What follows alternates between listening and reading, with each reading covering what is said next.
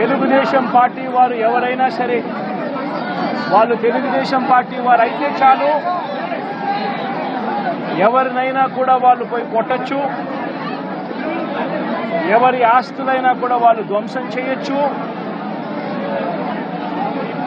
ఎవరినైనా హత్య చేయొచ్చు, ఎవరి మీదైనా హత్యా ప్రయత్నం చేయొచ్చు.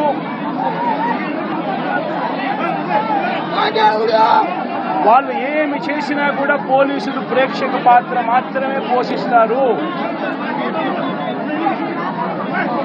పోలీసులు ఇంకా అటువైపు నుంచి ఎవరైనా కేసు పెడితే దొంగ కేసులు వాళ్ళే తప్పు చేశారనంటూ పోలీసులు కూడా బనాయిస్తారు అనే ఒక నీచ సంస్కృతి ఈరోజు రాష్ట్రంలో రాజ్యం వెళ్తా ఉంది. నిజంగా నేను చంద్రబాబు నాయుడు గారిని ఒకటి అడుగుతా ఉన్నా. ఈ 45 రోజుల పాలనలో ఏకంగా 31 రాజకీయ హత్యలు జరిగాయి.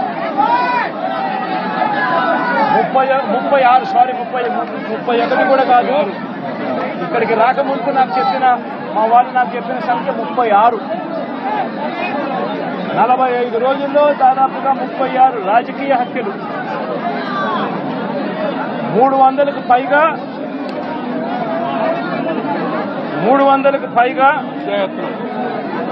హత్యాయత్నాలు, 300కు పైగా హత్యాయత్నాలు. తెలుగుదేశం పార్టీ వాళ్ళ వేధింపులు భరించలేక 35 మంది ఆత్మహత్యలు చేసుకున్న పరిస్థితులు రాష్ట్రంలో ఉన్నాయి. 560 చోట్ల ప్రైవేట్ ఆస్తులను ధ్వంసం చేశారు. ఇంట్లో చొరబడుతున్నారు, ఆస్తులను ధ్వంసం చేస్తా ఉన్నారు, షాపులను కాల్చేస్తా ఉన్నారు. వైఎస్ఆర్సీపీ సానుభూతి పరుల చీనీ చెట్లను నరికేస్తా ఉన్నారు.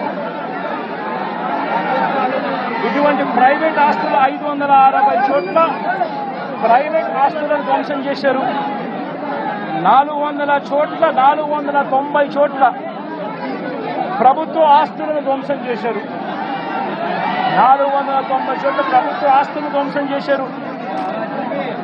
ఇవి కాక 1000కి పైగా దౌర్జన్యాలు, దాడులు.